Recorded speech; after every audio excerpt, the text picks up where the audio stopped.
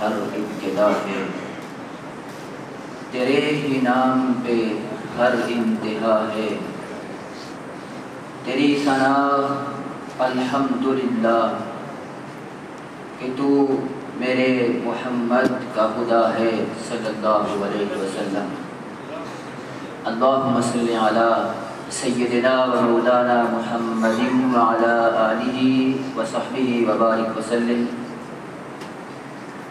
انتہائی قابل قدر حاضرین مکرم، اللہ جل مجدہ کا بے پایاں لطف و کرم ہے کہ اس کی توفیق سے ہم آج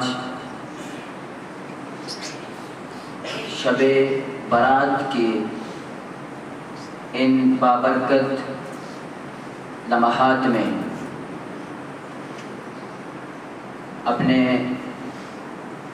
رب کی بارگاہ میں اس کی تسبیح و تحلیل کرنے اور اس کی بارگاہ میں توبہ و استغفار کرنے کے لیے جمع ہے۔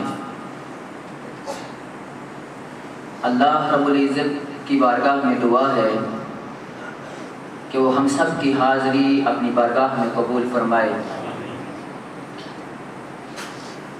اس رحمتوں اور برکتوں والی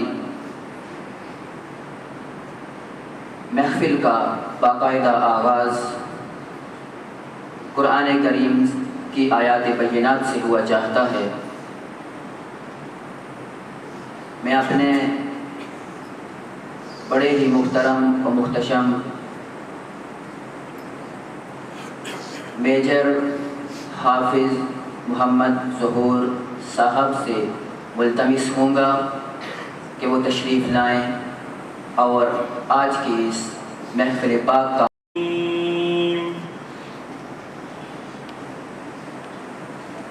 هو الذي لا إله إلا هو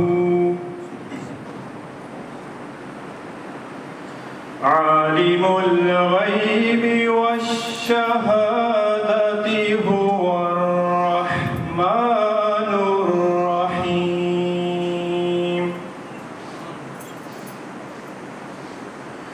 هو الله الذي لا إله إلا هو الملك القدوس السلام المؤمن المهيمن العزيز الجبار المؤمن المهيمن العزيز الجبار المتكبر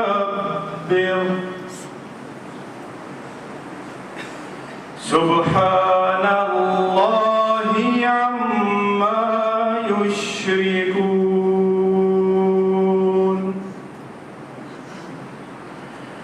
هو الله الخالق البارئ المصور له الأسماء الحسنى يسبح له ما في السماوات والأرض وهو العزيز الحكيم صدق الله العظيم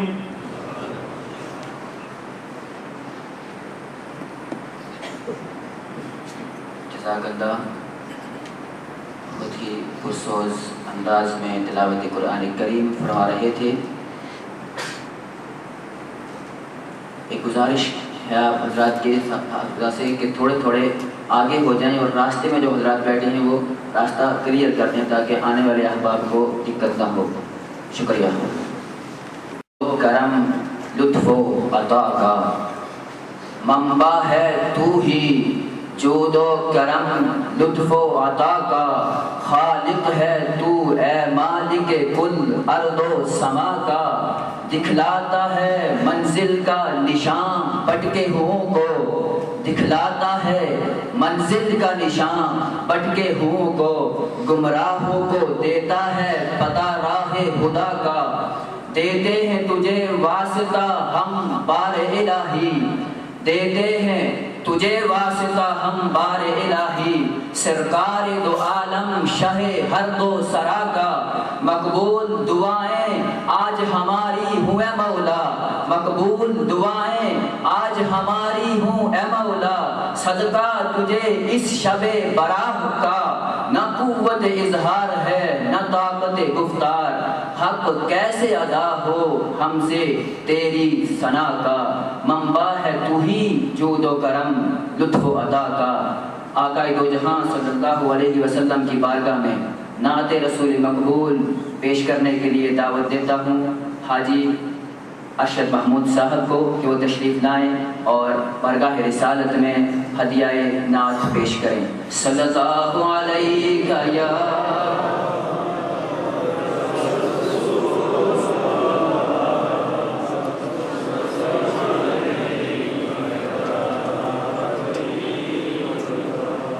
پڑھیے صلی اللہ علیہ یا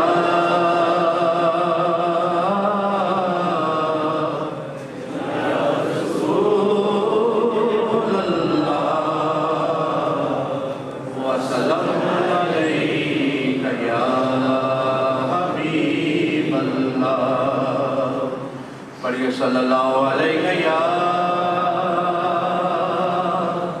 یا رسول اللہ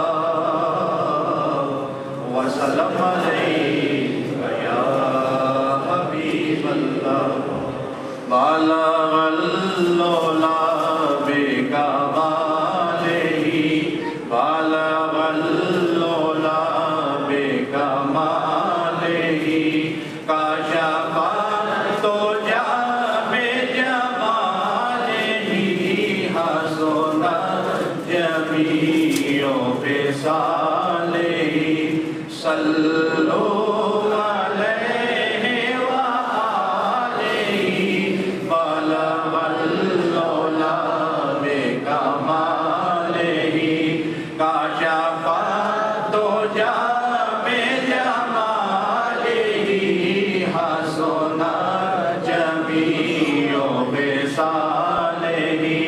صلو علیہ وآلہ، بلغ اللولا بکمالہ، یہ عنایتیں یہ نوازشیں غم دو جہاں سے چھوڑا دیا، یہ عنایتیں یہ نوازشیں غم دو جہاں سے چھوڑا دیا، غم مصطفیٰ تیرا شکریہ، ہمیں جینا مرنا سکھا دیا، بالغ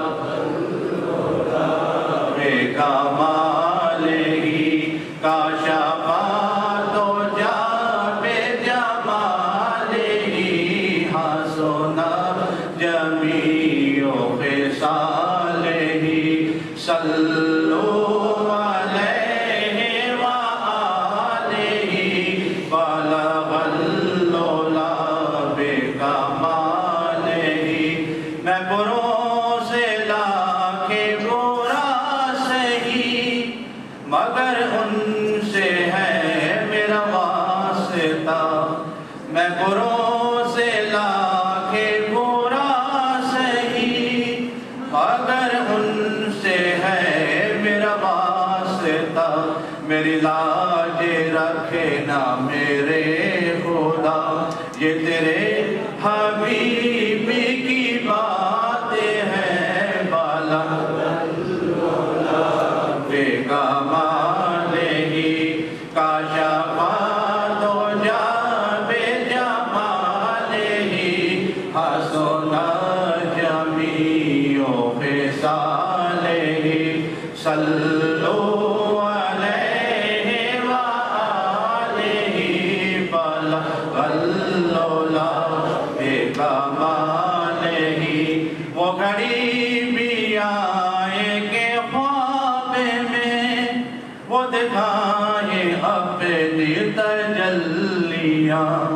وہ گھڑی بھی آئے گے خواب میں، وہ دکھائے اپنی تجلیاں، میں کہوں کہ آج حضور نے میرا سویا بھاگ جگا دیا، بلغ العلا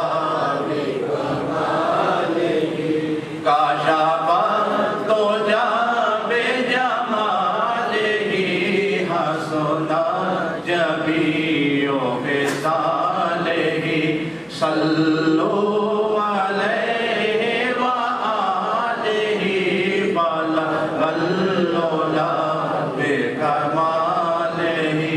کیوں نہ بے قرار رہا کروں، کیوں نہ عاشق بار رہا کروں، جو قرار آئے نہ بن تیرے، تو ہی بتا میں کیا کروں، بلغ العلا بکماله، کاشف الدجى بجماله، حسن جميع خصاله، صلوا عليه وآله، بلغ العلا بکماله۔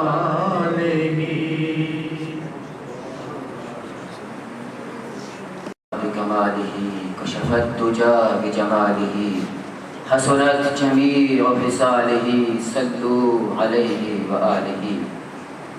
آقا دو جہاں صلی اللہ علیہ وسلم کی بارگاہ میں ہدیہ نعت پیش کرنے کے لیے دعوت دیتا ہوں محترم عبد المجید صاحب کو کہ وہ تشریف لائیں اور بارگاہ رسالت میں بلہائے عقیدت پیش کریں۔ درود پاک پڑھیں، صلی اللہ علیہ یا رسول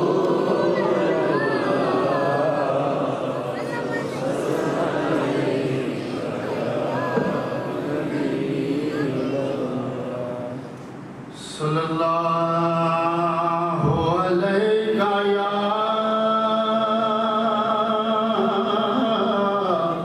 یا رسول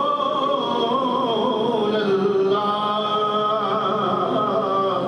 وسلم علیہ یا حبیب اللہ۔ سونا محمد یارو، سونے سونا محمد یارو، سارے نبیاں دا پیر ہے، سونا محمد یارو، سارے نبیاں دا پیر ہے، عرشاں تو فرشاں تکر او دی جگیر ہے، عرشاں تو فرشاں تکر او دی جگیر ہے، سونا محمد یارو، سارے نبیاں دا پیر ہے۔ گودی چ لے کے سونا دائی حلیمہ آکے، گودی چ لے کے سونا دائی حلیمہ آکے، سونے محمد میری بدلی تقدیر ہے، سونے محمد میری بدلی تقدیر ہے، سونا محمد یارو، سارے نبیاں دا پیر ہے۔ او دے ورگا تے سونا ہویا نہ ہوئے گا، او دے ورگا تے سونا ہویا نہ ہوئے گا، مکھڑا تے او دا یارو بدر منیر ہے، مکھڑا تے او دا یارو بدر منیر ہے، سونا محمد یارو سارے نبیاں دا پیر سونا محمد یارو سارے نبیاں دا پیر عرشاں تو فرشاں تکر او دی جگیر سونا محمد یارو سارے نبیاں دا پیر ہن تے وکھا دے ربا روزہ حضور دا ہن تے وکھا دے ربا روزہ حضور دا سونے دی یاداں اندر ویندے پنیر نے سونے دی یاداں اندر ویندے پنیر نے سونا محمد یارو سونا محمد یارو سارے نبیاں دا پیر عرشاں تو فرشاں تکر او دی جگیر سونا محمد یارو سونے دا پیار جنے دل وچ وسا لیا سونے دا پیار جنے دل وچ وسا لیا او داتے حبیبی ہویا روشن ضمیر او داتے حبیبی ہویا روشن ضمیر سونا محمد یارو سارے نبیاں دا پیر عرشاں تو فرشاں تکر او دی جگیر سونا محمد یارو سارے نبیاں دا پیر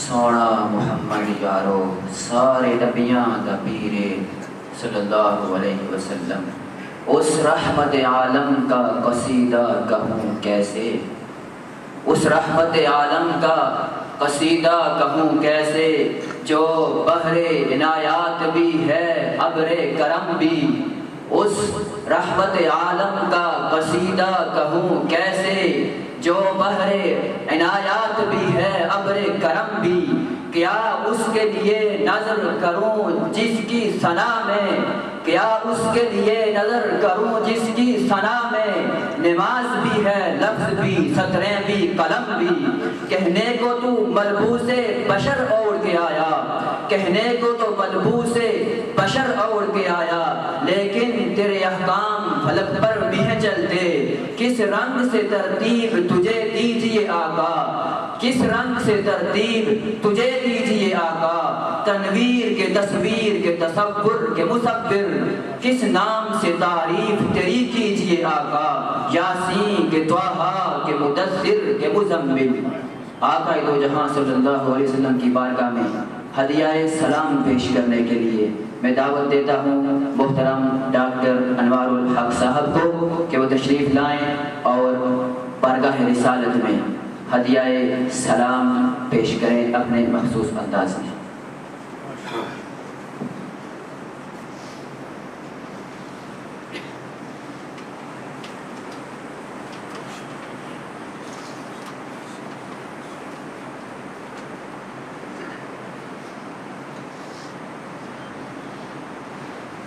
اللهم صل على محمد وعلى آل محمد كما صليت على إبراهيم وعلى آل إبراهيم إنك حميد مجيد اللهم بارك على محمد وعلى آل محمد كما باركت على إبراهيم وعلى آل إبراهيم إنك حميد مجيد حافظ محمد نسیم خان نقشبندی صاحب کی خصوصی خواہش پر اور ان کے گزشتہ جو پروگرام تھا اس میں جو انہوں نے جس خواہش کا اظہار بطور خاص کیا تھا تو اسی सलाम के कलाम को मुंतखब करके आपकी समातों की नज़र कर रहा हूँ। अबुल हसन हफीज़ जलंधरी साहब का ये मंजूम सलाम है। ये वही अबुल हसन हफीज़ जलंधरी हैं जो पाकिस्तान के कौमी तराने के खालिक भी हैं।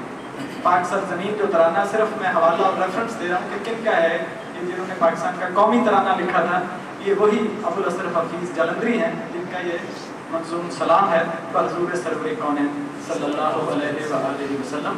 आपकी समातों की नज़र। सलाम है आमिना के लाल, सलाम है आमिना के लाल, ऐ महबूब सुबहानी। सलाम है आमिना के लाल, ऐ महबूब सुबहानी। सलाम है फ़ख्र मौजूदात, फ़ख्र नौए इंसानी। सलाम है ज़िल्ल रहमानी, सलाम है नूर यज़दानी। सलाम है ज़िल्ल रहमानी, सलाम है नूर यज़दानी। तेरा नक्शे कदम है ज़िंदगी की लौहे पेशानी।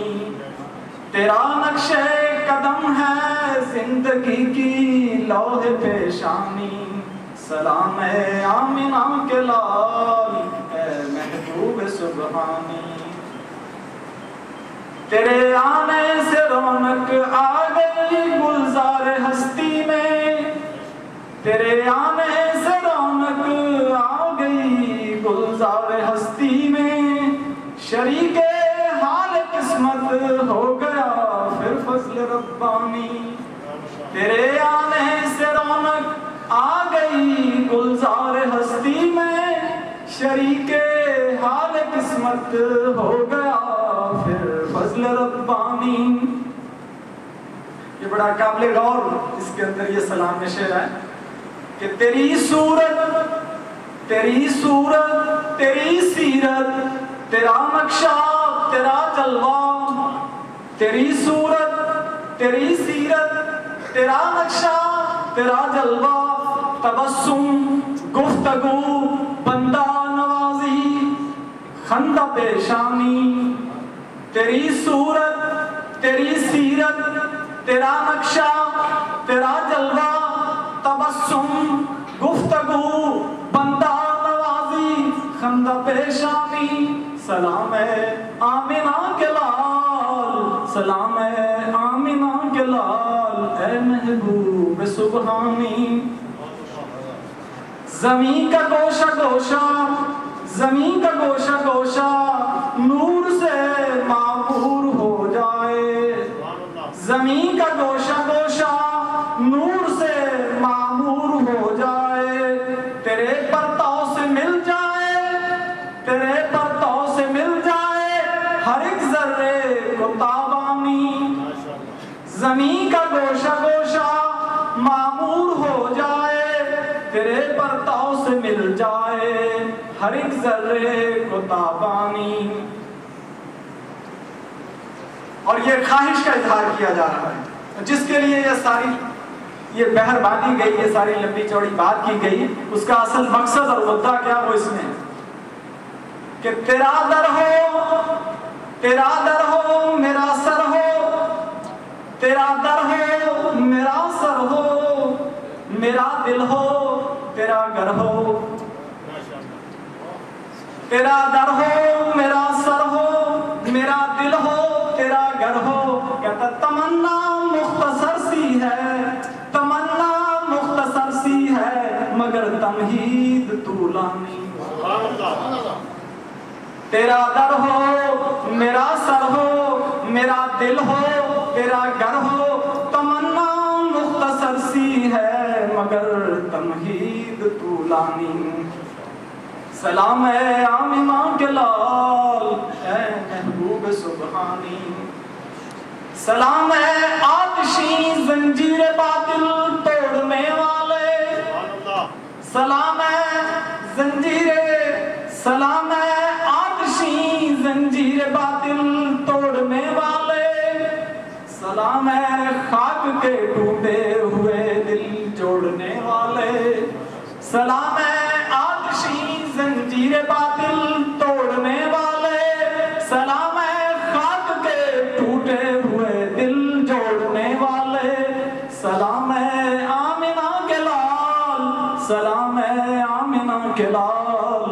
محبوب سبحانی، سلام ہے فخر موجودات، فخر نوع انسانی، صلی اللہ علیہ وسلم۔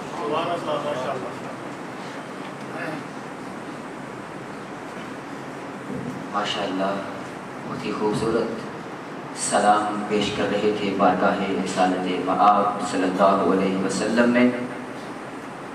اور اکابرین لکھتے ہیں کہ جو صلاۃ و سلام کی آیت ہے یہ اسی شعبان کے مہینے میں نازل ہوئی ہے، اور اس وجہ سے بھی یہ مہینہ ایک عظمت اور اہمیت کا حامل ہے۔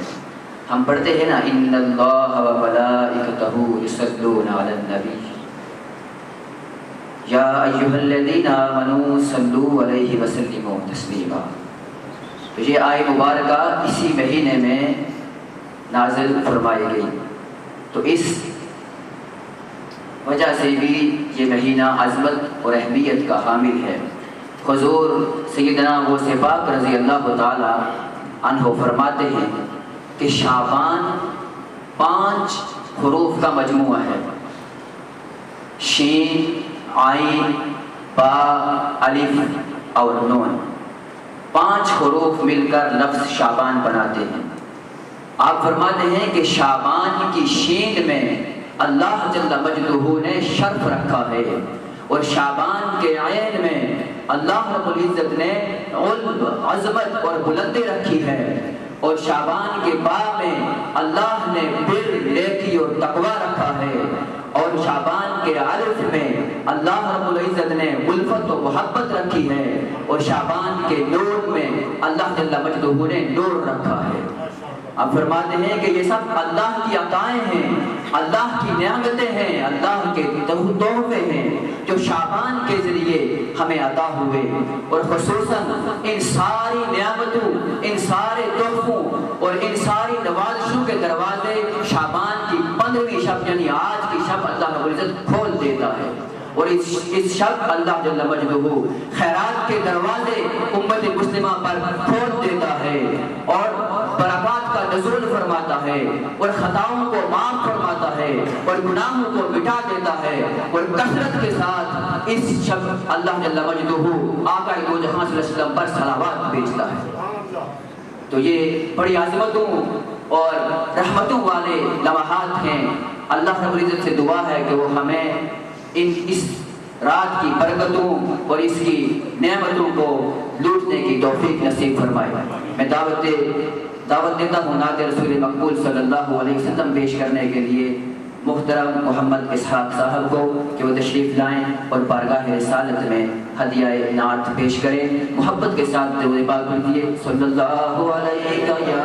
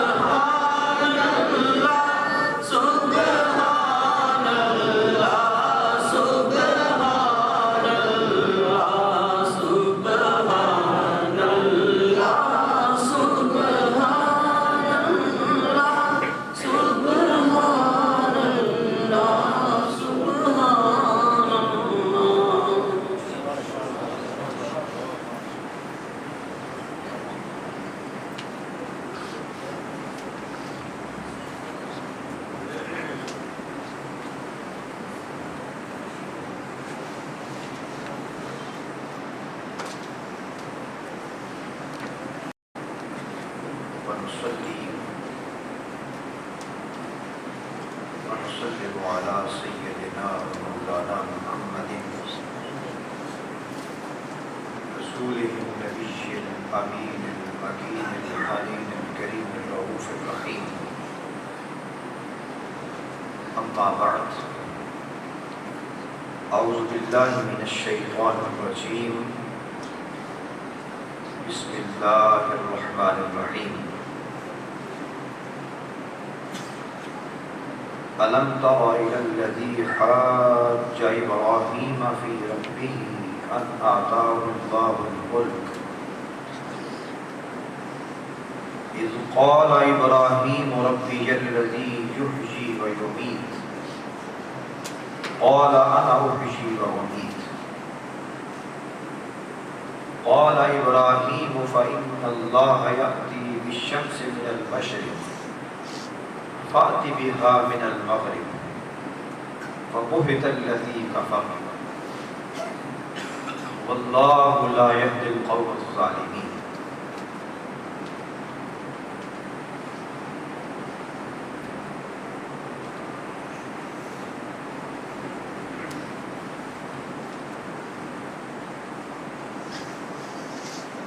قال الله تبارك وتعالى في مقام آخر: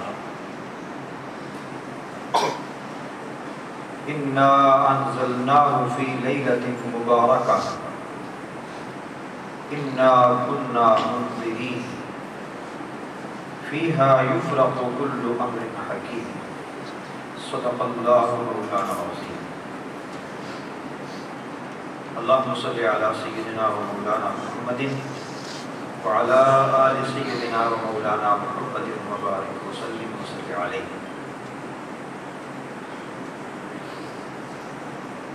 معزز حاضرین، اللہ رب العزت کا بے پایاں لطف و کرم اور فضل و احسان ہے جس نے ہمیں آج کی اس بابرکت شب براءت کے موقع پر اپنی بارگاہ بے کس پناہ میں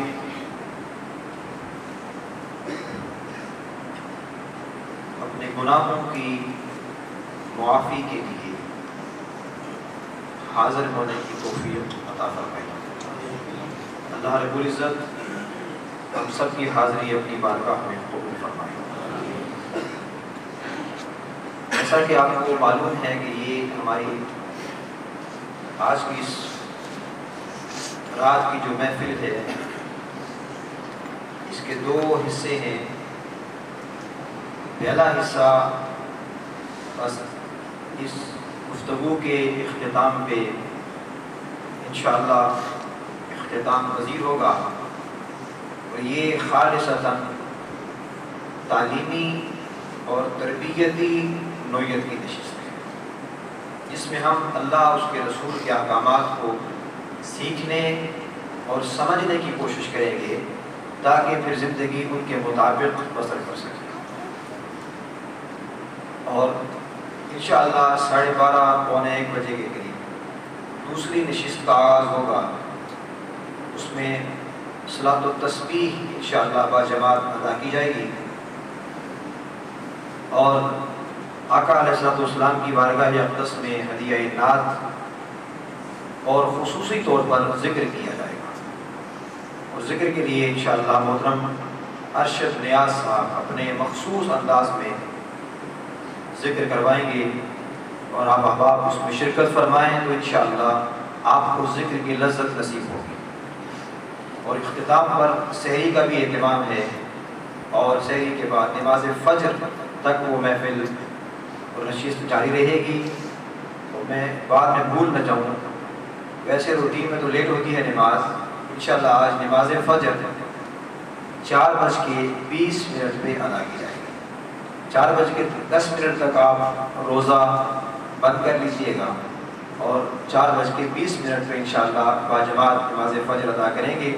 اس کے بعد اپنے اپنے جو مقامات اور منزلوں کی طرف روانہ ہو جائیں گے.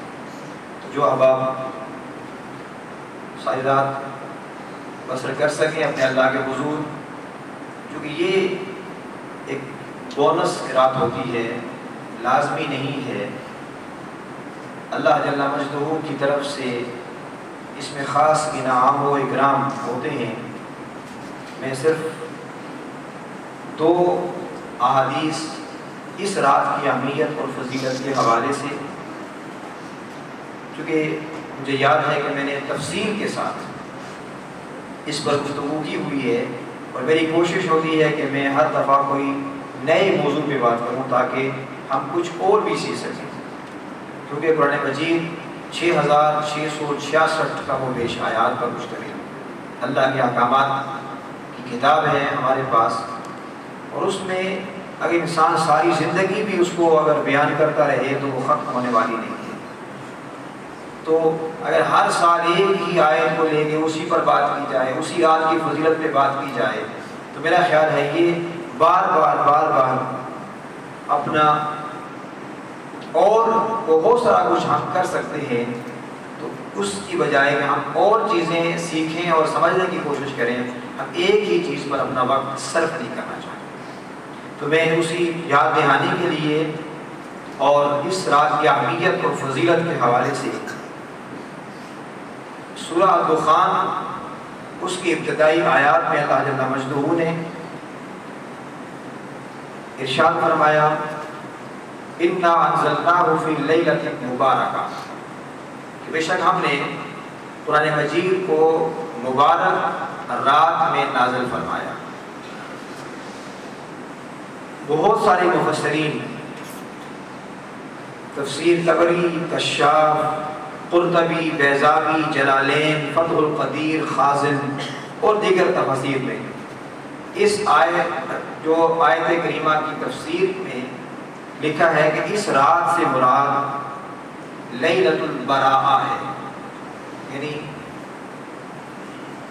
لیلۃ النصف من شعبان، شعبان کی 15ویں رات مراد ہے۔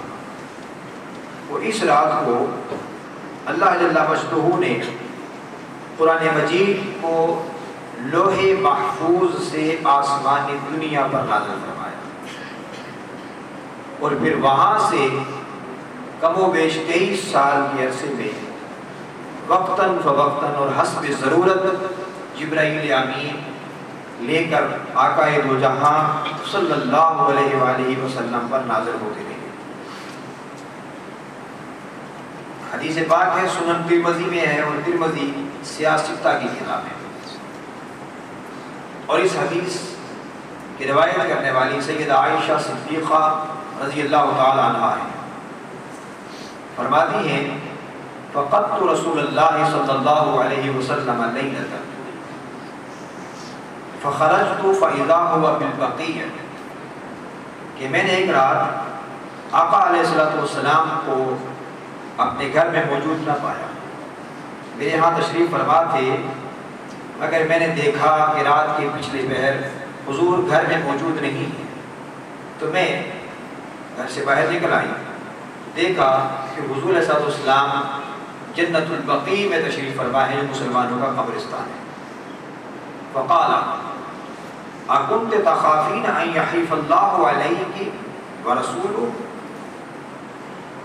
اے عائشہ، آقا علیہ السلام نے فرمایا عائشہ رضی اللہ عنہ، کیا آپ کوئی اس بات کا خوف ہے کہ اللہ اور اس کا رسول صلی اللہ علیہ وآلہ وسلم آپ کی حق تلفی فرمائیں گے؟ قلت یا رسول اللہ صلی اللہ علیہ وسلم انی ظننت انک اتیت بعض النساء، میں نے اس کی یا رسول اللہ صلی اللہ علیہ وسلم مجھے خدشہ لاحق ہوا کہ شاید آپ کسی اور زوجہ محترمہ کے پاس تشریف لے گئے۔ فقال، حضور نے ارشاد فرمایا ان اللہ عز وجل ینزل لیلۃ النصف من شعبان الی السماء الدنیا، کہ اللہ رب العزت شعبان کی 15ویں رات کو، نصف شعبان ہے، 15ویں رات کو اللہ رب العزت اپنی شان کے مطابق آسمان دنیا پر نزول فرماتے ہیں۔ فَيَغْفِرُ لِأَكْثَرَ مِنْ عَدَدِ الشَّعْرِ غَنَمٍ كَلْبٍ، اور فرمایا کہ اللہ رب العزت میری امت کی لوگوں کی قبیلہ بنو کلب کی بکریوں کے بالوں کی تعداد سے بھی زیادہ میری امت کی مغفرت فرماتے ہیں۔ ایک عرب کا بڑا قبیلہ تھا بنو کلب، اس کی بکریوں کے برابر نہیں فرمایا، ان کی بکریوں کے بالوں سے بھی زیادہ تعداد میں اللہ میری امت کی بخشش اس رات فرماتے ہیں۔ اس رات آقا علیہ السلام جنت البقیع میں تشریف لے گئے قبرستان میں، تو اس سے سنت ثابت ہوئی کہ اس رات کو قبرستان کا وزٹ کرنا، ان کے لیے دعائے مغفرت کرنا، یہ بھی آقا علیہ السلام کی سنت ہے۔ دوسری حدیث اس کے راوی حضرت علی المرتضیٰ رضی اللہ تعالیٰ عنہ ہیں، اور یہ سنن ابن ماجہ یعنی سیاست کی کتاب ہے۔ فرماتے ہیں کہ آقا علیہ السلام نے ارشاد فرمایا اذا کانت لیلۃ النصف من شعبان،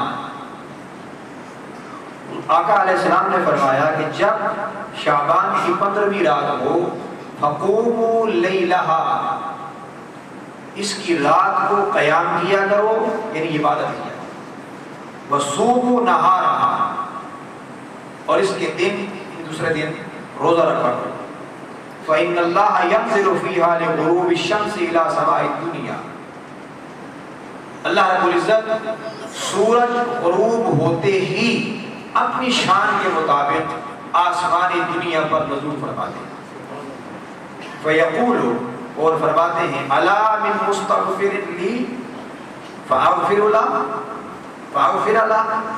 ہے کوئی مجھ سے بخشش مانگنے والا کہ میں آج اس کی بخشش کر دوں، الا مسترزق فارزقه، ہے کوئی مجھ سے رزق طلب کرنے والا کہ میں اس کو رزق عطا کروں، الا مبتلا فاعافیہ، ہے کوئی مصیبت پریشانی غم میں مبتلا کہ میں اسے عافیت دوں، الا قضا حتی یطلع الفجر، ہے کوئی ایسا اللہ رب العزت کی رحمت صدا دیتی ہے حتیٰ کہ فجر طلوع ہو جاتی ہے۔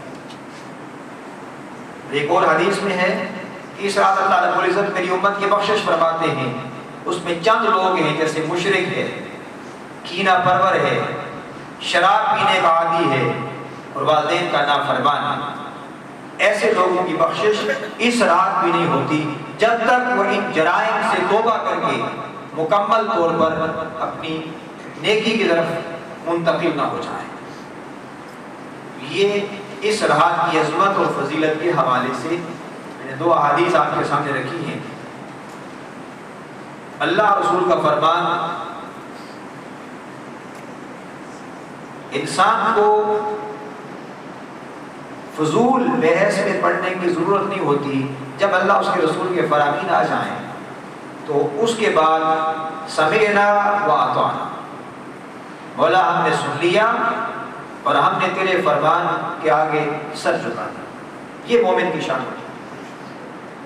آگے درجات ہیں، کچھ چیزیں فرائض میں داخل ہیں، کچھ واجبات میں داخل ہیں، کچھ سنت میں داخل ہیں، کچھ مستحبات میں ہیں، کچھ نوافل میں ہیں۔ تو یہ عبادت کی رات ہے، فرائض نہیں ہے۔ آپ نفلی عبادت جتنی چاہیں کر سکیں، آپ قرآن کی تلاوت کریں، نوافل پڑھیں، تسبیحات پڑھیں، اللہ کریں اور اللہ سے معافی مانگیں۔ تو یہ انسان کو تو بخشش کا بہانہ چاہیے۔ اسلاف کا طریقہ یہ تھا کہ ان راتوں کو وہ جا کر عبادت کرتے، اللہ کی بندگی کرتے، اللہ کو راضی کرنے کی کوشش کرتے۔ تو اللہ رب العزت سے دعا ہے کہ اللہ پاک ہمیں عمل کی توفیق نصیب فرمائے۔ اس کے بعد میں نے سورہ البقرہ کی آیت نمبر 258 تلاوت کی ہے، تیسرا پارہ ہے، اس کا دوسرا ہی رکوع ہے، تیسرا رکوع شروع ہو رہا ہے یہاں سے۔ اس رکوع میں چند چیزیں بیان کی گئی ہیں اور اس سے ہٹ کے قرآن مجید کے مختلف مقامات پر سیدنا ابراہیم خلیل اللہ علیہ الصلاۃ والتسلیم آپ کے ساتھ وقت کے حکمران نے ایک مجادلہ کیا، آپ کی قوم نے مجادلہ کیا، اور آپ نے ان حالات میں کیا کارنامہ سر انجام دیا اور اس سے ہمارے لیے سبق کیا ہے۔ یاد رکھیں کم و بیش 500 کے قریب آیات ہیں جو احکامات پر مشتمل ہیں، یہ کرو اور یہ نہ کرو۔ باقی کثیر حصہ قرآن مجید کا گزشتہ انبیاء علیہ السلام اور ان کی قوموں کے واقعات اور قصص پر مشتمل ہے، اور خود قرآن مجید نے اس کی حکمت بیان فرمائی، اس لیے ہے لِنُثَبِّتَ بِهِ فُؤَادَكَ، میرے حبیب تاکہ ان واقعات اور قصص کے ذریعے سے آپ کے دل کو ہم تقویت دیتے رہیں۔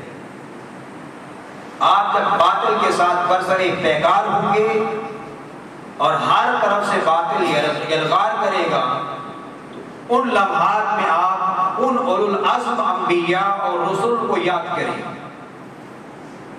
اور پھر اپنی حکمت عملی ان اصولوں کے مطابق وضع کرتے رہیں۔ اور یہ قرآن مجید میں اللہ رب العزت نے بیان فرما کے قیامت تک آنے والے انسانوں کو ایک نمونہ عطا فرما دیا۔ سیدنا ابراہیم علیہ السلام جد الانبیاء ہیں، آپ کی ولادت باسعادت عراق میں ہوئی۔ اس وقت عراق کا بادشاہ تھا نمرود بن کنعان، یہ وہ پہلا بادشاہ تھا جس نے اپنے سر پر باقاعدہ تاج رکھا، لوگوں کو اپنی عبادت اور بندگی کی طرف بلایا، اور کثرت کے ساتھ اپنے دربار میں نجومیوں اور کاہنوں کو اپنے ساتھ رکھتا۔ وہ نجومی اسے خبر دیتے آنے والے حالات اور واقعات کی۔ انہوں نے اسے خبر دی کہ اس سال ایک بچہ پیدا ہوگا جو اہل زمین کا دین بدل کے رکھ دے گا، جو تیری ہلاکت کا باعث بنے گا اور تیری بادشاہت کے زوال کا سبب بنے گا۔ بعض روایات میں ہے کہ نمرود نے از خود خواب میں دیکھا کہ ایک ستارہ طلوع ہوتا ہے جس کی روشنی کے سامنے سورج اور چاند کی روشنی بھی ماند پڑ جاتی۔ اس نے ان نجومیوں اور کاہنوں سے تعبیر پوچھی تو انہوں نے یہ بتایا۔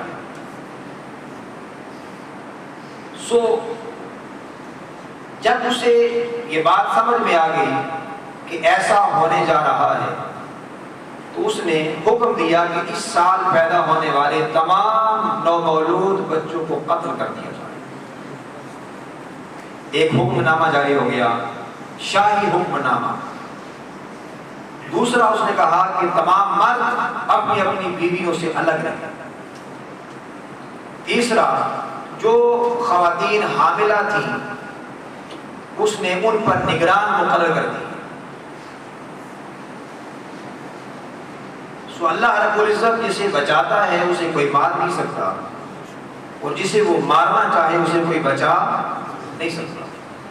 این انہی حالات میں اللہ رب العزت نے ابراہیم علیہ السلام کو اپنے والد کی صلب سے اپنی والدہ کے بطن میں منتقل فرمایا۔ آپ کی والدہ حاملہ ہو گئی۔ آپ کے والد کا نام طارق، قرآن مجید میں آزر کا لفظ آیا ہے۔ امام رازی اور دیگر مفسرین نے بڑی تفصیل کے ساتھ اور بڑے حوالہ جات کے ساتھ یہ بات ثابت ہوئی ہے کہ آزر ابراہیم علیہ السلام کے والد کا نام نہیں تھا، بلکہ یہ ابراہیم علیہ السلام کا چچا تھا۔ ابراہیم علیہ السلام کے والد کا نام طارق تھا، اور وہ اللہ وحدہ لا شریک کو ماننے والے تھے، کیونکہ نبی کا نسب پاک ہوتا ہے۔ از اول تا آخر آقا علیہ السلام السلام کی حدیث ہے کہ میں پاک پشتوں سے پاک رحموں کی طرف منتقل ہوتا رہا. اور قرآن مجید میں مشرکین کو نجس کہا گیا ہے. انما المشرکون نجس، کہ مشرک نجس ہے. سو ابراہیم علیہ السلام کا باپ آزر نہیں ہو سکتا، اس لیے کہ وہ نہ صرف یہ کہ وہ بت پرست تھا بلکہ بت بناتا بھی تھا اور بت بیچتا بھی تھا. تو وہ آپ کا چچا تھا. اور عربی میں لفظ اب جو استعمال ہوتا ہے یہ چچا اور تایا اور دیگر جو قریبی آبا و اجداد ہیں ان کے لیے بھی استعمال ہوتا ہے قرآن مجید میں بھی. چونکہ ہم آگے چلنا چاہ رہے ہیں تو میں نے جسٹ ریفرنس دے دیا متعدد مقامات پہ. اور جہاں پر قرآن مجید نے کہا کہ وَاغْفِرْ لِأَبِي إِنَّهُ كَانَ مِنَ الضَّالِّينَ، کہ میرے ابا کو بخش دے باری تعالیٰ، میرے اب کو بخش دے کہ وہ گمراہ ہے. تو وہاں لفظ اب استعمال ہوا ہے اور یہ چچا کے لیے استعمال ہوا ہے. اور اللہ پاک نے آپ کو روک دیا ہے اور ایک وعدہ تھا اس کے ساتھ کہ میں تیرے لیے بخشش کی دعا کرتا رہوں گا. اور جب اسے واضح ہو گیا انہ عدو للہ کہ وہ اللہ کا دشمن ہے تبرأ منہ، تو ابراہیم علیہ السلام اس سے بری اس دماغ. وہ چچا تھا لیکن والدین کے لیے ابراہیم علیہ السلام کی وہ دعا جو آج بھی ہم اپنی نمازوں میں ہر نماز میں اللہ ماشاءاللہ پڑھتے ہیں اور مانگتے ہیں دعا. اور یہ اس وقت کی دعا ہے جب آپ خانہ کعبہ کی تعمیر کرتے ہیں، وہاں آتے ہیں اور مکہ میں آ کے اپنے بچوں کو چھوڑتے ہیں. حضرت اسماعیل علیہ السلام کو دعا کرتے ہیں ربنا اغفر لی، اے اللہ مجھے بخش دے، ولوالدی، اور میرے والدین کو بخش دے. یہاں لفظ والد کا استعمال کیا ہے، یہاں اب کا لفظ استعمال نہیں فرمایا، کیونکہ والد صرف حقیقی باپ کو کہتے ہیں اور اب یہ باپ کو بھی کہتے ہیں، چچا کو بھی کہتے ہیں، تایا کو، آبا و اجداد کو کہتے ہیں. ربنا اغفر لی ولوالدی، میرے والدین کو بخش دے. یہ بات آیت قرآن مجید سے یہ بات ثابت ہے. اللہ رب العزت نے جب اللہ کسی کو بچاتا ہے تو حالات اور اسباب بھی ایسے پیدا فرما دیتا ہے.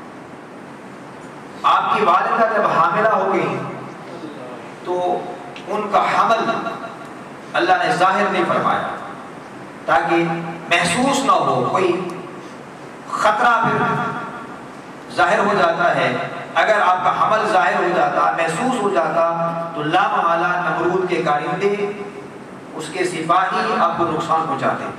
تو آپ کی والدہ کا حمل غیر محسوس طریقے سے رہا تا آگے وقت ولادت آیا تو آپ کی والدہ نے، اللہ کے پیغمبر ہیں، جد الانبیاء ہیں،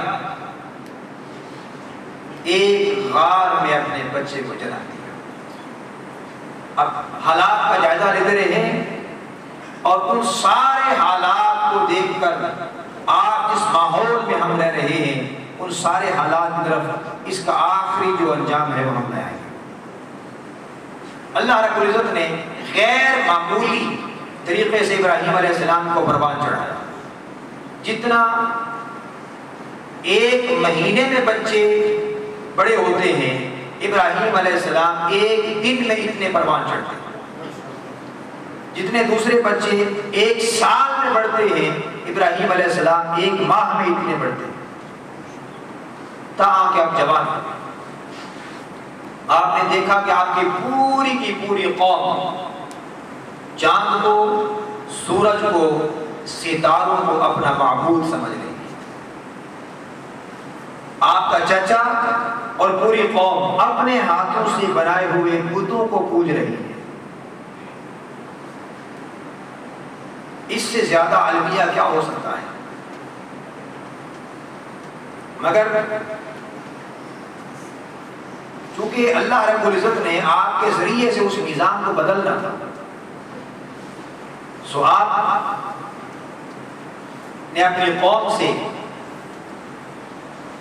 کلام کیا اور ان کے سامنے سب سے پہلے جو چاند سورج ستاروں کی پوجا کرنے والے تھے ان کی بے اہمیتی کو، بے کسی کو، بے بسی کو ظاہر فرمایا۔ یہ سورہ انعام ہے، اس کی آیت نمبر 76 اور یہ آگے 2-3 آیات ہیں۔ فَلَمَّا جَنَّ عَلَيْهِ اللَّيْلُ رَأَىٰ كَوْكَبًا، جب رات ہو گئی تو ستارہ چمکا، قَالَ هَٰذَا رَبِّي، آپ نے فرمایا کیا یہ میرا رب ہے؟ اچھا دیکھتے ہیں۔ فَلَمَّا أَفَلَ قَالَ لَا أُحِبُّ الْآفِلِينَ، جب وہ ستارہ ڈوب گیا تو آپ نے فرمایا جو ڈوب جائے تو میں اسے پسند نہیں کرتا۔ ڈوب جانے والا کبھی خدا نہیں ہو سکتا۔ ایک رد ہو گیا کہ ڈوب گیا ہے ستارہ، وہ خدا کیسے ہو سکتا ہے؟ فَلَمَّا رَأَى الْقَمَرَ بَازِغًا، جب چاند کو چمکتے ہوئے دیکھا، قَالَ هَٰذَا رَبِّي، کیا یہ میرا رب ہے؟ فَلَمَّا أَفَلَ قَالَ لَئِن لَّمْ يَهْدِنِي رَبِّي لَأَكُونَنَّ مِنَ الْقَوْمِ الضَّالِّينَ، فرمایا اگر میرا رب مجھے ہدایت نہ دیتا، جب وہ چاند ڈوب گیا آپ نے فرمایا اگر میرا رب مجھے ہدایت نہ دیتا تو میں بھی گمراہوں کی قوم میں سے ہو جاتا۔ پوری کی پوری قوم گمراہ ہے، راہ حق سے بھٹک چکی ہے، مگر ایک فرد ہے، ایک ذات ہے، ایک ہستی ہے جو ان کے مقابلے پہ کھڑی ہے۔ فَلَمَّا رَأَى الشَّمْسَ بَازِغَةً قَالَ هَٰذَا رَبِّي هَٰذَا أَكْبَرُ، جب پھر دن طلوع ہو گیا اور سورج طلوع ہوا تو آپ نے فرمایا سورج کو دیکھا چمکتے ہوئے، یہ میرا رب ہے، اس لیے کہ یہ بہت بڑا ہے۔ فَلَمَّا أَفَلَتْ قَالَ يَا قَوْمِ إِنِّي بَرِيءٌ مِّمَّا تُشْرِكُونَ، جب سورج بھی ڈوب گیا تو آپ نے فرمایا میری قوم میں اس شرک سے بیزار ہوں جو تم نے اپنا رکھا ہے۔ انی وجہت وجہی للذی فطر السماوات والارض حنیفا وما انا من المشرکین، میں اپنا رخ ہر شخص سے ہٹا کر اس خالق کائنات کی طرف کر رہا ہوں جو زمین و آسمان کا پیدا کرنے والا ہے، اور میں مشرکین میں سے نہیں ہوں۔ برات کا اعلان فرما دیا۔ یہ سورج چاند ستارے جو مظاہر فطرت ان کی پوجا کر رہے تھے، آپ نے اپنے دلائل کی روشنی میں قوم کو بتا دیا کہ یہ تمہارے خدا نہیں ہو سکتے۔ آپ جو بتوں کی پوجا کرنے والے تھے تو آپ نے ان کی بے کسی اور بے بسی کو ثابت کرنا تھا۔ اس کو اللہ رب العزت نے سورہ انبیاء میں اور متعدد اور مقامات پر بھی بڑی وضاحت سے بیان فرمایا کہ اس پوری کی پوری قوم کا ایک میلہ ہوتا تھا، عید کا دن ہوتا تھا، اور وہ لوگ اپنے بتوں کے سامنے طرح طرح کے کھانے رکھتے اور پھر اپنے میلے پہ چلے جاتے اور واپسی پہ آ کے پھر ان کے سامنے سجدہ ریز ہوتے۔ ابراہیم علیہ السلام کو بھی انہوں نے دعوت دی کہ آج چلیں ہمارے ساتھ۔ آپ نے فرمایا اتنی سخی، میری طبیعت ٹھیک نہیں ہے لہذا آپ جائیں۔ آپ نے ساتھ ہی فرمایا وَتَاللَّهِ لَأَكِيدَنَّ أَصْنَامَكُمْ بَعْدَ أَن تُوَلُّوا مُدْبِرِينَ، خدا کی قسم کھایا، خدا کی قسم میں تمہارے بتوں کے ساتھ ضرور ایک تدبیر چلنے والا ہوں، ان کا بندوبست کرنے والا ہوں، اس کے بعد جب تم چلے جاؤ گے۔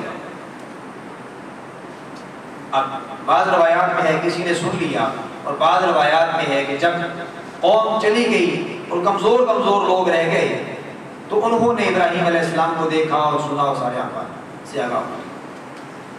آپ نے کیا کیا؟ آپ کھانے میں گئے، دیکھا طرح طرح کے پھل پڑے ہیں ان کے سامنے، پوچھا کھاتے کیوں نہیں ہوئے؟ کوئی جواب نہیں آیا۔ پھر پوچھا کیا ہوا؟ ما لکم لا تنطقون، تمہیں کیا ہوا، بولتے کیوں نہیں ہو؟ کوئی جواب نہیں آیا۔ آپ کے ہاتھ میں کلہڑا تھا، آپ نے سارے بتوں کو، کسی کی ٹانگ توڑی، کسی کا بازو کاٹا، کسی کا سر کاٹا، ٹکڑے ٹکڑے کر دیا، فجعلہم جزازا، ان کے ٹکڑے ٹکڑے کر ڈالے، الا کبیر اللہ، مگر جو سب سے بڑا بت تھا اس کو چھوڑ دیا تاکہ لوگ پلٹ کے اس کے پاس آئیں۔ جب وہ ساری قوم پلٹ کے آئی، انہوں نے اپنے خداؤں کا حشر دیکھا۔ آپ تصور کر سکتے ہیں کہ پوری کی پوری قوم ان کے مذہبی عقائد پر، ان کے خداؤں کو کسی نے مار دیا ہو، ان کا رد عمل آپ تصور کر سکتے ہیں؟ اب بلا تشریح و بلا مثال ہم مسلمان ہیں اور ہمارے نبی کے خلاف یا ہمارے دین کے خلاف کوئی بات کرتا ہے تو ہمارے جذبات کا عالم کیا ہوتا ہے؟ ہم اس کی جان کے پیچھے لگ جاتے ہیں۔ تو ظاہر ہے وہ ان کے جھوٹے معبود تھے، مگر ان کے مذہبی جنون تھا، مذہبی عقائد تھے، سو ان کے دفاع کے لیے وہ سب کچھ کرنے کی پوزیشن میں تھے اور کر سکتے تھے۔ اور پھر نمرود جو انا ربکم الاعلی کی صدائیں بلند کرتا تھا، جس کے پاس قوت تھی، اقتدار تھا، وہ کیا نہ کر سکتا تھا؟ سو انہوں نے پوچھا من فعل هذا بآلهتنا انه لمن الظالمین، کس نے ہمارے خداؤں کا یہ حشر کیا؟ بڑا ظالم انسان ہے وہ۔ قالوا سمعنا فتى يذكرهم يقال له ابراہیم، کچھ لوگوں نے کہا کہ ہم نے ایک جوان کو سنا ہے ان بتوں کا تذکرہ کر رہا تھا، اسے ابراہیم کہتے ہیں۔ فتن جوان ہے، حالات اور نظام بدلنے کے لیے جوانوں کو اللہ رب العزت نے خصوصی اہمیت دی ہے۔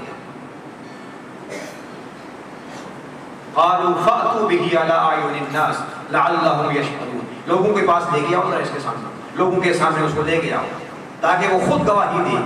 آپ سے پوچھا آپ نے کیا ہے یہ؟ آپ نے فرمایا بل فعله كبيرهم هذا فاسألوهم ان كانوا ينطقون، اس سے کیا پوچھتے ہو؟ خدا تمہارے یہ بڑا خدا ہے، اس کو کچھ نہیں ہوا، اس سے پوچھیں ہیں، شاید اس نے نہ کیا ہوگا۔ اصل میں یہ کوئی جھوٹ نہیں تھا بلکہ طنز تھا، ان کی بے بسی اور بے کسی کو ظاہر کرنا مقصود تھا، تاکہ خود جب بے بس ہو کے خود بولیں گے، اور وہ آگے قرآن مجید نے بیان کیا ہے فَرَجَعُوا إِلَىٰ أَنفُسِهِمْ فَقَالُوا إِنَّكُمْ أَنْتُمُ الظَّالِمُونَ، پھر وہ اپنی ہی سوچوں کی طرف، اپنی ذات کی طرف پلٹ گئے اور کہنے لگے کہ بے شک تم خود ہی ظالم، اپنے آپ کو کہنے لگے۔ پھر کہتے ہیں ثُمَّ نُكِسُوا عَلَىٰ رُءُوسِهِمْ، پھر ان کے سر جھک گئے۔ باطل کتنا ہی طاقتور کیوں نہ ہو، جب حق کے سامنے آنکھیں ڈال کے، آنکھوں میں آنکھیں ڈال کے بات کرتا ہے تو وہ بات کر نہیں سکتا۔ پوری کی پوری قوم ہے مگر سر جھکا دیے انہوں نے اور کہا لقد علمت ما هؤلاء ينطقون، ابراہیم آپ خود ہی جانتے ہیں نا، یہ تو بولتے ہی نہیں۔ اے ابراہیم آپ خود جانتے ہیں، آپ کو پتا ہے یہ بولتے نہیں ہیں۔ آپ نے فرمایا فتعبدون من دون اللہ ما لا ينفعكم شيئا ولا يضركم، کیا تم اللہ کو چھوڑ کے ان بتوں کی پوجا کرتے ہو جو تمہیں کوئی نفع نہیں دے سکتے، کوئی نقصان نہیں پہنچا سکتے؟ اب آپ سیکوینس سمجھ گئے نا، سارا بتوں کا ذکر ہو رہا ہے، طویل بتوں کا ذکر ہو کے فرمایا تو تمہیں نفع اور نقصان نہیں پہنچا سکتے، تو نفع اور نقصان جہاں نہ پہنچانے کی بات ہے تو وہاں اللہ نے بتوں کا اور جھوٹے معبودوں کا ذکر کیا ہے، وہاں اولیاء انبیاء صالحین کا ذکر نہیں کیا ہے، بلکہ خود آقا علیہ السلام نے فرمایا خیرکم خیر الناس من ينفع الناس، لوگوں میں بہترین انسان وہ ہے جو دوسروں کو نفع دیتا ہے۔ تو انسان تو نفع دیتا ہے اللہ کی عطا سے، مگر کافروں کے جو بت تھے وہ کوئی نفع اور نقصان پہنچانے پہ قادر نہیں تھے۔ آپ نے فرمایا اف لکم ولما تعبدون من دون اللہ، تف ہے تم پر، بڑا افسوس ہے تم پر کہ تم اللہ کو چھوڑ کر ان چیزوں کی پوجا کر رہے ہو، عبادت کر رہے ہو. افلا تعقلون، تمہیں عقل نہیں ہے، شعور نہیں ہے تمہیں. اب یہ سنا نا، اب دلیل کے میدان میں ہار گئے، دلیل کے میدان میں ہار گئے، کوئی جواب نہیں تھا. خود اپنی زبان سے اقرار کر چکے کہ یہ بولتے نہیں. اب کہنے لگے قالوا حرقوه وانصروا آلہتکم ان کنتم فاعلین. اب بے بس ہو گئے ہو اے لوگوں، لہذا اب ابراہیم تم پہ غالب آتا جا رہا ہے، آپ اس کو جلا ڈالو اور اپنے بتوں کی مدد کے لیے اٹھ کھڑے ہو جاؤ. یہ سارا کام کیا ابراہیم علیہ السلام کم و بیش 16 سال کی اٹھتی ہوئی جوانی. ایک ابراہیم کو سارے کا سارا معاشرہ مارنے پہ تلا ہوا ہے، مگر بچانے والا ایک ہے. جب انہوں نے آگ جلائی، بڑی دہتی ہوئی آگ میں ابراہیم علیہ السلام کو ڈالا، اللہ پاک کا حکم آ گیا یا نار کونی بردا و سلاما علی ابراہیم. اے آگ، تیرا کام جلانا ہے، تیری فطرت میں جلانا ہے، یہ تیری ذمہ داری ہے، تیرا کام ہے. مگر آج ابراہیم میرے لیے اٹھ کھڑا ہوا ہے، میری توحید کا ڈنکا بجانے کے لیے اٹھ کھڑا ہوا ہے، میرے نظام کو اس دنیا میں برپا کرنے کے لیے اٹھ کھڑا ہوا ہے. آج ہر کوئی اس کو جلانے کے لیے کوشش کر رہا ہے. اے آگ، تیرا کام جلانا ہوتا ہے، مگر میں رب تجھے حکم دیتا ہوں ابراہیم کو نہ جلانا، ٹھنڈی ہو جا اور سلامتی والی بن جائے ابراہیم علیہ السلام. ابراہیم علیہ السلام جتنی دیر بھی اس آگ میں رہے بڑے مزے کے ساتھ. اللہ نے فرشتے کو بھیجا، وہ ان کے ساتھ گفتگو کرتا، بات چیت کرتا، ان کا دل بہلاتا، اور کچھ بھی نہیں ہوا. نمرود اور اس کی قوم نے یہ سارا منظر دیکھا.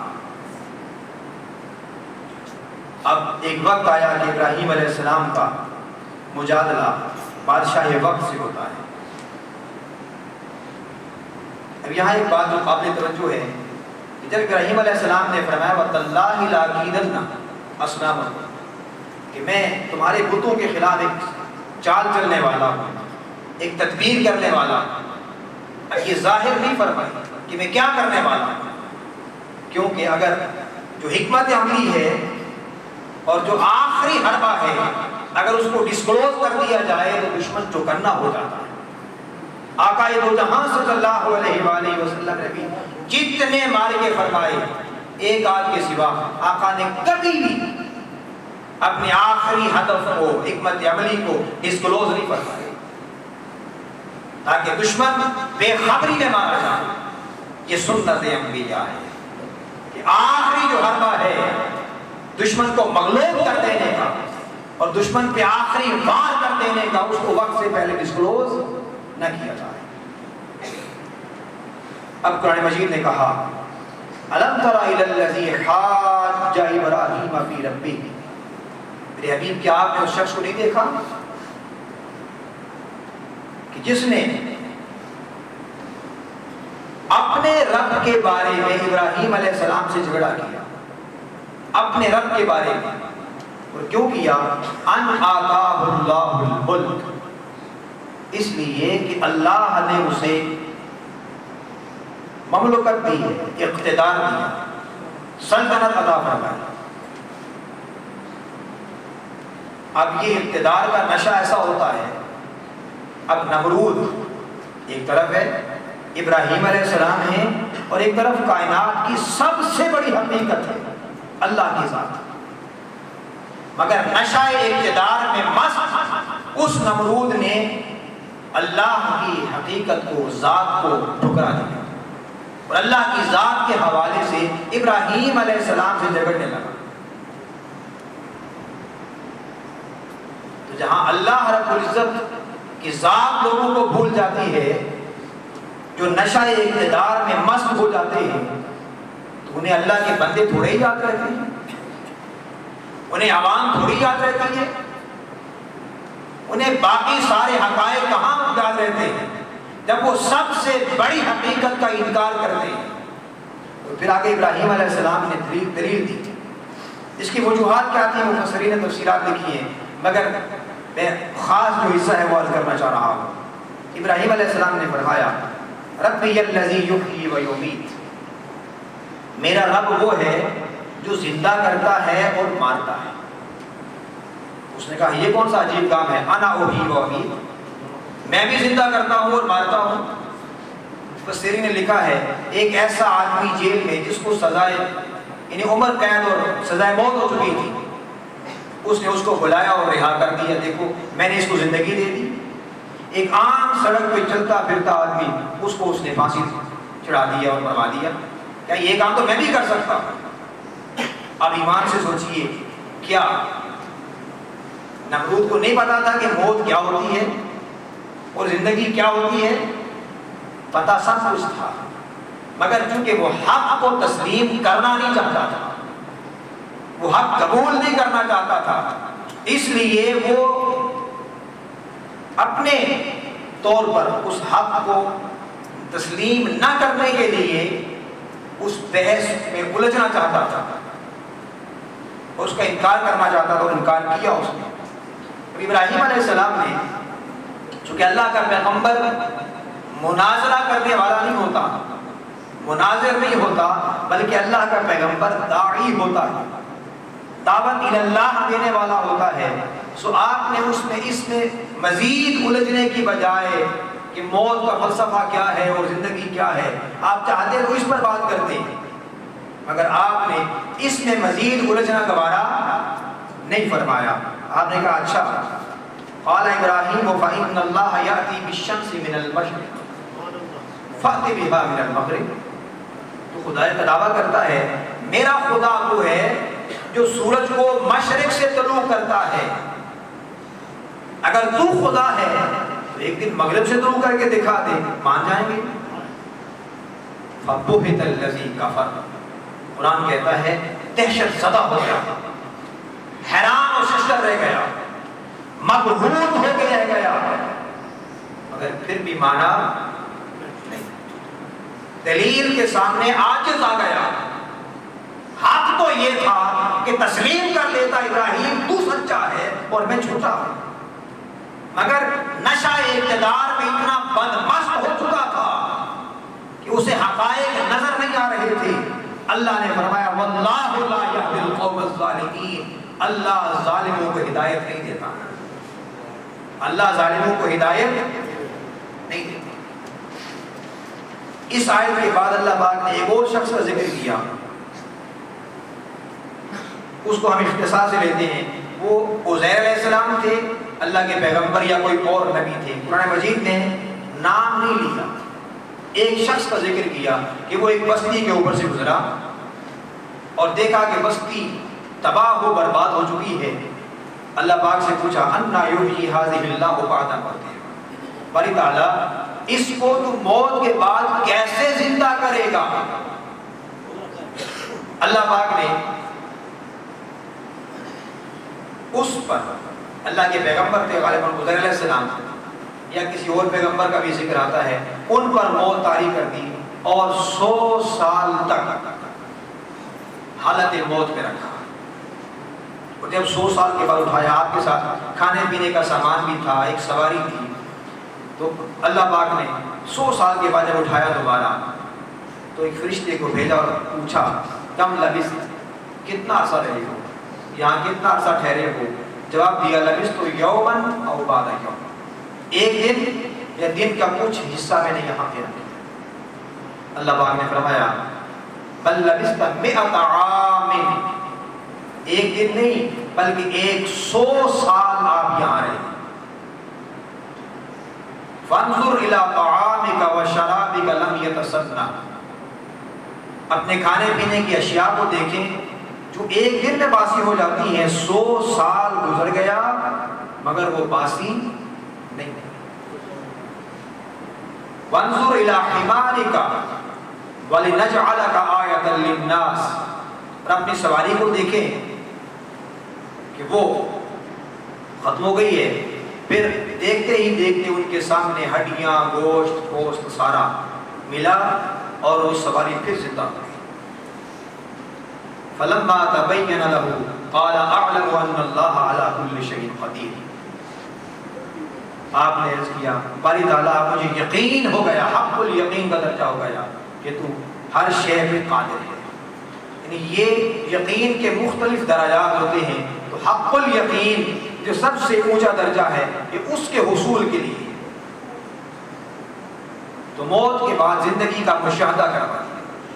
دراصل وہ بنی اسرائیل کی طرف اللہ کے پیغمبر تھے، اور اللہ پاک جہاں مرنے کے بعد دوبارہ زندہ ہونے کو دکھانا چاہ رہا تھا، وہاں پر بنی اسرائیل کو یہ مشاہدہ کروانا چاہ رہا تھا کہ تم غلامی، ذلت اور پستی کی زندگی بسر کر رہے ہو جو موت ہے، اور اگر تم کوشش کرو، جد و جہد کرو، تو ہم پھر تمہیں عزت کا جینا عطا فرمائیں گے اور زندگی عطا کریں گے.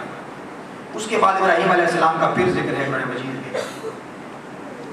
آپ نے اس کے رب ارنی کیف تحیی الموتى، باری تعالیٰ مجھے دیکھا کہ تم مردوں کو زندہ کیسے کرے گا، یہ کیسے کرتا ہے.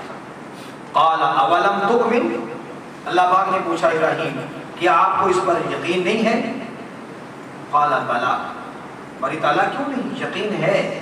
ولکن لیطمئن قلبی، مگر میں اطمینان قلب چاہتا ہوں، یقین کے اعلیٰ مقام پہ فائز ہونا چاہتا ہوں.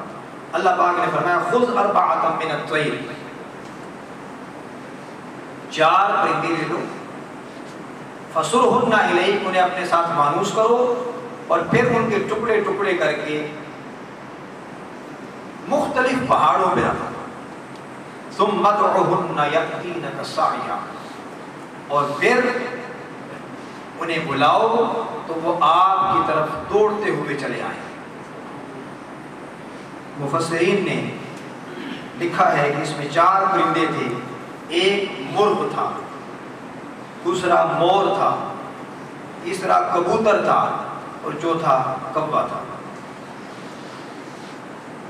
صوفیاء نے لکھا ہے کہ یہ 4 پرندے در حقیقت انسانی نفس کی 4 خصوصیات. مرغ شہوت کی علامت ہے، مور تکبر کی علامت ہے، کبوتر خود پسندی کی علامت ہے، اور کوا حرص اور لالچ کی علامت ہے. وہ پیغام دیا جا رہا تھا کہ اگر ایک انسان لوگوں کو اللہ کی طرف بلانا چاہتا ہے تو اپنے نفس سے شہوت کو، تکبر کو، حرص کو، خود پسندی کو، ان صفات کو ذبح کرے.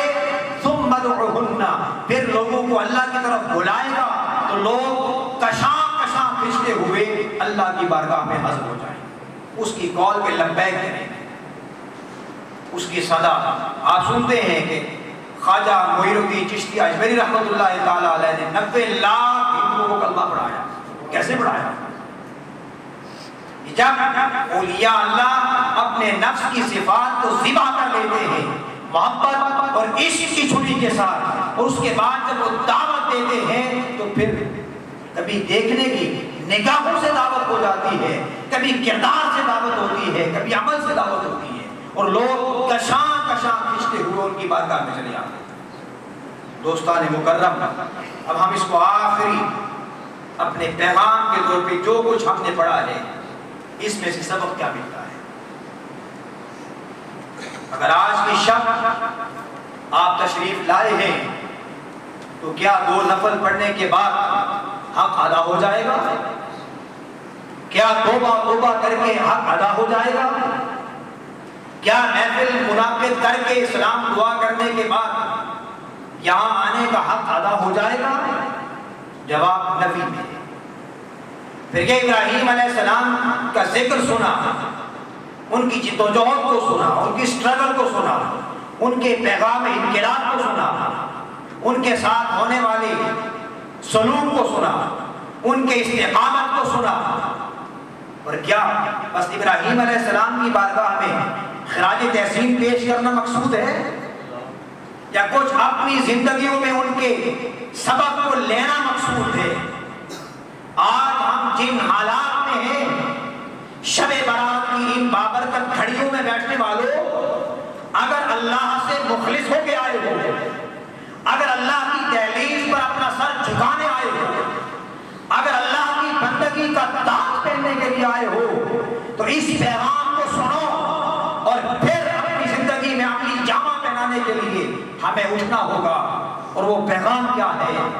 آج ابراہیم علیہ السلام کے معاشرے میں بت تھے اپنے ہاتھوں سے بنائے ہوئے، چاند سورج ستاروں کی پوجا کرنے والی قوم تھی۔ آج ہمارا معاشرہ بھی اللہ وحدہ لا شریک کی بندگی کو چھوڑ کر، اللہ وحدہ لا شریک کی عبادت کو چھوڑ کر، اس کی توحید کو چھوڑ کر، اس کی وحدانیت کو چھوڑ کر آج ہمارے معاشرے میں دہشت گردی کا بت ہے، فرقہ واریت کا بت ہے، انتہا پسندی کا بت ہے، کرپشن اور لوٹ مار کا بت ہے، جھوٹ دجل اور فریب کا بت ہے، مہنگائی بے روزگاری کا بت ہے، ظلم و ستم کا بت ہے، قتل و غارت گری کا بت ہے، اور جہالت اور لا علمی کا بت ہے۔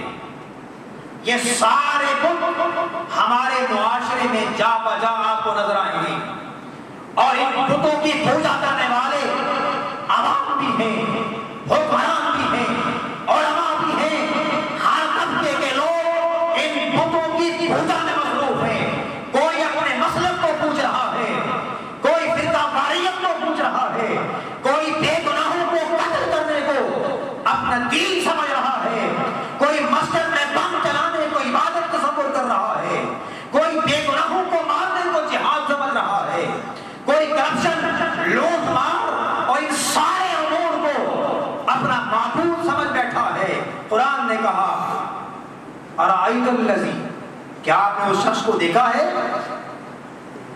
میرے حبیب، کیا آپ نے اس شخص کو دیکھا ہے من اتخذ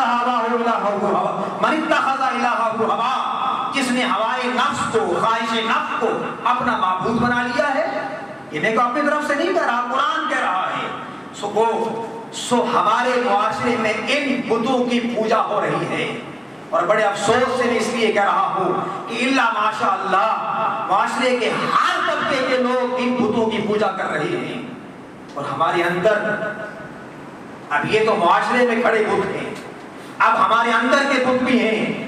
ان میں حرص و لالچ کا بت ہے، تکبر کا بت ہے، حسد کا بت ہے، اناد کا بت ہے، کینہ پروری کا بت ہے، شہوت پرستی کا بت ہے، خود پسندی کا بت ہے۔ جو ان بتوں کی پوجا سے بچ گیا، اللہ ماشاء اللہ ان بتوں کی پوجا میں دن رات مصروف ہے۔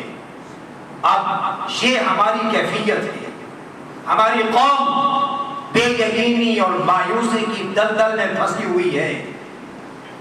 دوستان مکرم، آپ نے سنا کہ جب حق اور باطل کا معرکہ ہوتا ہے، اور باطل جب دلائل کے میدان میں شکست کھا جاتا ہے، تو پھر کردار کشی پہ اتر آتا ہے، جھوٹے الزامات لگاتا ہے، جھوٹا پروپیگنڈا کرتا ہے، حتیٰ کہ سب سے بڑھ کر جان سے مار دینے کی دھمکی بھی دیتا ہے۔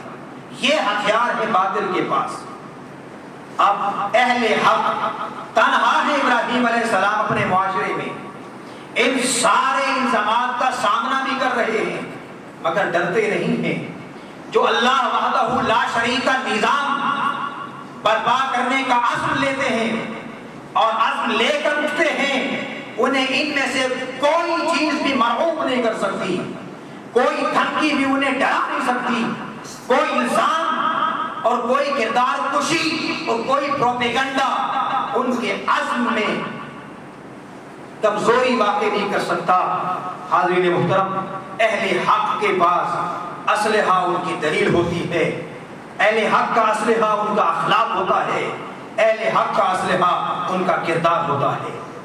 آج ہمیں ضرورت ہے ایک ایسے لیڈر کی، ایک ایسے رہنما کی جو ہمارے اندر کے بتوں کو بھی باش کر دے، اور جو ہمارے معاشرے میں کھڑے ان سارے بتوں کو بھی باش کر دے۔ وہ ابراہیمی کردار کا ہوگا، وہ حسینی کردار کا ہوگا، وہ موسوی کردار کا ہوگا، اور پھر جب ان بتوں سے پاک کر کے ہمارے من کو بھی اللہ کی دہلیز پر جھکا دے، اور معاشرے سے ان بتوں کا خاتمہ کر کے پورے معاشرے کو اللہ کی بندگی میں دے دے۔ آج وہ لیڈر کون ہو سکتا ہے؟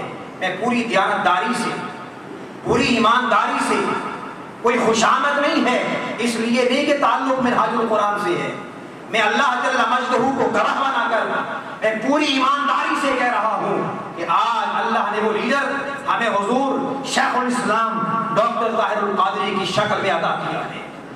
اب ضرورت اس امر کی ہے کہ ہم آج کی شب یہ عہد کریں کہ اس لیڈر کا ساتھ دیں۔ اللہ نے اس لیڈر کو تمام مفسرین کی صلاحیت کا فیض بھی عطا کیا ہے، صوفیات کا فیض بھی عطا کیا ہے، اور تمام جدید و قدیم علوم کا منبع بھی اسے بنایا ہے، جس کو اللہ نے اپنے فضل سے، اپنے کرم سے یہ صلاحیت عطا کی ہے کہ وہ اپنی نگاہ سے، اپنے علم سے، اپنے کردار سے، اپنے فیض سے اندر بیٹھے ہوئے بتوں کو بھی پاش پاش کر سکتا ہے، اور معاشرے میں کھڑے ان ہزار قسم کے بتوں کو بھی پاش پاش کرنے کی صلاحیت رکھتا ہے۔ دوستان مکرم، اب ہماری ذمہ داری کیا ہے؟ وہ ابراہیم علیہ السلام تنہا تھے، اللہ نے ان کو نامساعد حالات میں بچایا، جوان کیا، اور پھر جب سارے باطل سے بھی وہ مرعوب نہ ہو سکے تو اللہ نے آج ساری دنیا میں دیکھے اسلام ابراہیم علیہ السلام کی ملت پر ہے۔ یہ وقت آتا ہے، حالات بدلتے ہیں، اللہ اسباب پیدا کر دیتے ہیں۔ لوگوں، آج کی شب اللہ کی دہلیز پہ آنے والوں، آج کم و بیش 67 سال ہو چکے ہیں ہمارے وطن عزیز پاکستان کو، اور پاکستان کا مطلب کیا؟ لا الہ الا اللہ کا نعرہ لگا کے ہمارے آباء و اجداد نے قربانیاں دی تھی، مگر آج 67 سال گزرنے کے بعد مسجدوں میں بیٹھ کر نظام مصطفیٰ کی دعا کو کر سکتے ہیں؟ آپ عبادت گاہوں میں بیٹھ کر حالات بدلنے کی دعا کو کر سکتے ہیں؟ اپنے دل میں خواہش رکھتے ہیں کہ حالات بدل جائیں؟ میں نے کئی لوگوں سے سنا ہے، وہ کہتے ہیں کوئی امام خمینی آ جائے کہ حالات بدلے گا۔ دوستو، کوئی خمینی نہیں آئے گا، وقت ہے، ایک شخص اللہ نے آپ کو دیا ہے، اور اس کا نام شیخ الاسلام ڈاکٹر طاہر القادری ہے، جس کو اہل حق بھی مانتے ہیں، اہل ادب بھی مانتے ہیں، مغرب سے لے کے مشرق تک، شمال سے جنوب تک، دنیا کا کوئی فرد آئے کسی مضمون میں بات کرنا چاہے گا، جس نظام کی بات کرے گا، آپ کو اللہ نے یہ صلاحیت دی ہے کہ اس نظام میں اس کی زبان میں بات کرنے کی صلاحیت رکھتے ہیں۔ اور جب وقت کے حکمران، جو اسلام کے نام پہ بننے والا ملک، جس کی حکومت خود سود کی محافظت میں اور حفاظت میں جب گئی ہے کہ سود کو نافذ کیا جائے، جاری رکھا جائے، اس کا خاتمہ نہ کیا جائے، اور اس کے بغیر نظام چل ہی نہیں سکتا، تو اگر کوئی ایک شخص جس نے سود کا نہ صرف یہ کہ متبادل نظام اور عملی نظام پیش کیا، وہ ایک ہی شخص تھا، اور دنیا اس کو شیخ الاسلام ڈاکٹر محمد طاہر القادری کہتی ہے۔ دوستان مکرم، اب آپ نے 23 جون کو، اس مہینے کی 23 تاریخ کو وطن واپسی کا اعلان کر رکھا ہے۔ اس دوران جھوٹے پروپیگنڈا بھی ہوں گے، کردار کشی بھی ہوگی، اور خدا را کسی پروپیگنڈا کا شکار نہ ہو۔ یہ ادنا سا خادم حضور شیخ الاسلام کا ایک چھوٹا سا شاگرد آپ کے پاس ہے، اگر کسی قسم کا کوئی پروپیگنڈا کیا جائے تو آپ تشریف لائیں، انشاءاللہ قرآن و سنت کی روشنی میں اس کی وضاحت کرنے کو تیار ہوگا، مگر اپنا ایمان پروپیگنڈا نہ کریں، اور وقت ہے اس عظیم ہستی کا ساتھ دینے کا، اپنے اندر یقین کی دولت پیدا کریں۔ علامہ اقبال نے بھی اس انسان کو جو قوم مایوسی کی طرف جا رہی ہے ایک پیغام دیا ہے بڑے خوبصورت انداز میں، کہتے ہیں خدائے لم یزل کا دست قدرت تو زباں تو ہے۔ علامہ نے کہا خدائے لم یزل کا دست قدرت تو زباں تو ہے، یقین پیدا کر رہے محفل کہ مغلوب گماں تو ہے، پڑے ہیں چرخ نیلی فام سے منزل مسلمان کی، ستارے جس کے گردے راہ ہوں وہ کارواں تو ہے۔ اور اسی نسبت ابراہیمی کے لیے آپ نے فرمایا تیری نسبت براہیمی ہے، میں یا معمارِ جہاں تو ہے۔ اور پھر فرماتے ہیں یقین محکم عمل پہ ہم محبت فاتح عالم جہاد زندگانی میں ہیں یہ مردوں کی شمشیریں، لہٰذا آئیے اس شب یہ عہد کریں، اگر دوستو یہ وقت گزر گیا تو شاید صدیوں بعد اللہ ایسی شخصیت پیدا کرتا ہے وہ انقلاب کا عزم رکھتے ہیں۔ آپ ان کے پہلے دن کی گفتگو سنیں، جب منہاج القرآن کی بنیاد رکھی تھی، ان کے مقاصد کو پڑھیں، انہوں نے پہلے ہی کہا تھا ہم اس ملک میں مصطفی انقلاب برپا کرنا چاہتے ہیں۔ یہ کوئی آج کی بات نہیں ہے، ابتدا سے آج تک ایک ہی فلسفہ ہے، ایک ہی فکر ہے، ایک ہی نظریہ ہے، اس کے لیے جدوجہد جاری ہے۔ حکمت عملی وقت اور حالات کے مطابق بدلتی رہتی ہے، مگر اب آپ نے فرمایا کہ یہ آخری اور فائنل کال ہوگی، اور انشاءاللہ جب وطن واپسی میں پہنچیں گے تو انشاءاللہ بہت جلد انقلاب کی آخری کال دیں گے۔ اس وقت دوستو مجھے معلوم ہے آپ یہاں بیٹھ کر پاکستان کی سیاست پہ نظر انداز ہوتے ہیں، پاکستان میں بیٹھ کر یورپ کی سیاست پہ نظر انداز ہو سکتے ہیں، تو کیا وجہ ہے اگر ہم اپنے دوستوں کو، اہل خانہ کو، بھائیوں کو، چاہنے والوں کو، تعلق والوں کو اگر انقلاب کا سپاہی بنائیں اور اس قول پہ لبیک کہنے کے لیے انہیں کہیں کہ اس دن جب کروڑ افراد اللہ کی حمد و ثنا کرتے ہوئے، صدائے تکبیر بلند کرتے ہوئے جب باہر نکلیں گے تو اس قافلہ انقلاب میں شامل ہو جائیں، ایسا نہ ہو انقلاب آ جائے اور ہم پچھتاتے رہیں۔ اللہ نے ہمیں یہ موقع دیا ہے، لہذا خود بھی، اپنے دوستوں کو بھی، اپنے احباب کو بھی، اپنے رفقا کو بھی اس قافلہ انقلاب میں شامل کرنے کے لیے آپ اور ہم میں سے ہر شخص اپنا اپنا حصہ ڈالے۔ یہ مقدر کی بات ہے۔ اللہ ہمیں ابراہیمی کردار اور ابراہیمی قافلے میں رکھے، اسی میں زندہ رکھے اور اسی میں زندگی کا خاتمہ فرمائے۔ اور آج کی شب اس پیغام کو ہم نے سنا ہے، اللہ ہمیں اسے اپنے سینے میں محفوظ کرنے اور پھر اپنے معاشرے میں اس پیغام کو پہنچانے کی توفیق نصیب فرمائے۔ وما علینا